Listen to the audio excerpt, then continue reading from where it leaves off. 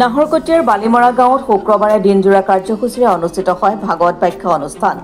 বালিমৰা গাঁৱৰ বৰনামঘৰ আৰু ভক্তি প্ৰদীপ নামঘৰ, নৱপ্ৰদীপী নামঘৰৰ উদ্যোগত আৰু স্থানীয় গাঁওৰক্ষী বাহিনীৰ সহযোগত অনুষ্ঠিত এই ভাগৱত বাখ্যা অনুষ্ঠানৰ লগত সংগতি ৰাখি শুক্ৰবাৰে গাঁওখনত বাহিৰ কৰা হয় ভাগৱত যাত্ৰা। বালিমৰা খেলপথাৰ প্ৰাংগণৰ পৰা বাহিৰ কৰা এই ভাগৱত যাত্ৰাই সমগ্ৰ গাঁওখন পৰিভ্ৰমণ কৰে। ইফালে ভাগৱত যাত্ৰাৰ পূৰ্বে গাঁওবাসীয়ে সদ্যপ্ৰয়াত গণশিল্পী ৰাজীৱ শদিয়াৰ স্মৃতিত এক শ্ৰদ্ধাঞ্জলি অনুষ্ঠানৰো আয়োজন কৰে। নিশালৈ গাঁৱৰ যুৱক যুৱতীসকলৰ দ্বাৰা ৰাৱণৰ মুক্তি যজ্ঞ শীৰ্ষক ভাওনা প্ৰদৰ্শন কৰা হয়।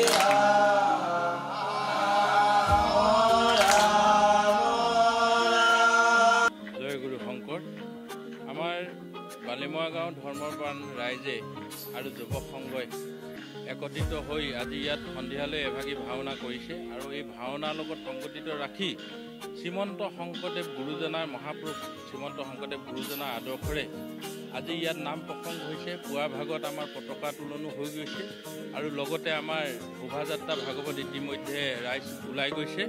ইয়াত মানে ভালেমানখিনি গুৰুজনাৰ আদৰ্শত আমি আগবাঢ়িবলগীয়া কথা আছে। ইয়াত নিশ্চয় আমি গুৰুজনাৰ ধৰ্মপুথিও অধ্যয়ন কৰিব লাগিব আৰু আমাৰ যিহেতু নেকি অসমখনত যি পৰিস্থিতি হৈছে মহাপুৰুষ শ্ৰীমন্ত শংকৰদেৱৰ গুৰুজনাৰ আমাৰ এইখিনি সময়ত গুৰু ধৰ্ম পুথিবিলাক অধ্যয়ন কৰাটো সকলোৱে দৰকাৰ হৈছে। গতিকে যুৱ চামক আমি আহ্বান কৰিছোঁ যে এই গুৰুজনাই এখন হৰিনাম ধৰ্ম যি দি থৈ গৈছে আমাৰ মাজত, এইখিনিৰ ভিতৰত যাতে আমি শাস্ত্ৰৰ যোগেদি সকলোৱে আগবাঢ়ি আহিবৰ কাৰণে সেৱা জনাইছোঁ। আৰু ইতিমধ্যে আমাৰ গাঁওবাসী যুৱকসকলে এই ক্ষেত্ৰত মানে সকলোৱে দলে বলে আহি এতিয়া খন্তেক পিছতে আমাৰ ভাগৱত পাঠ হ'ব আৰু ইয়াত আই বাপসকলে সকলোৱে শ্ৰৱণ কৰিব। আমি ইয়াত ভাগৱত পাঠত সুদূৰ লখিমপুৰৰ পৰা এই চন্দন কোঁৱৰ বাপজনাক আমি আমন্ত্ৰিত কৰিছোঁ। তেখেতে সুন্দৰ ব্যাখ্যাৰে আমাৰ ৰাইজৰ আগত আজি সুন্দৰ এটা পৰিৱেশ গঢ়ি তুলিব বুলি আমি আশা কৰি এইখিনি কৈ পিনে আমি পোনপ্ৰথমে জয়গুৰু শংকৰ। আমি গুৰুজনাৰ আদৰ্শ লৈ আজি আমাৰ ভাওনা ভাগি আৰম্ভ কৰি লগতে আমি এটা সকলো ভক্তপ্ৰাণ ৰাইজ হৈ আমি তেখেতক বিদেশী আত্মাই যাতে সদ্গতি পায় 1 মিনিট সময় আমি সকলো ৰাইজে মৌন প্ৰাৰ্থনা কৰিছোঁ। গতিকে তেখেতক বিদেশী আত্মাই সদ্গতি লওক। তাৰে আমি গুৰুজনাৰ আদৰ্শ লৈ শ্ৰীমন্ত শংকৰ গুৰুজনাই আমাক সাংস্কৃতিক দিশত বহুত মেদমেদীয়া ভঁৰাল এটা দিছে। তাৰে আমাৰ এই ভাওনা ভাগিয়ে এটি আমি উপহাৰ হিচাপে লৈছোঁ। গতিকে গুৰুজনাৰ আদৰ্শৰে আগুৱাই যাম, তাকে কৈ মই আপোনালোকৰ আগত সেৱা ভাগি সেৱা জনাইছোঁ। Bureau report Assam today.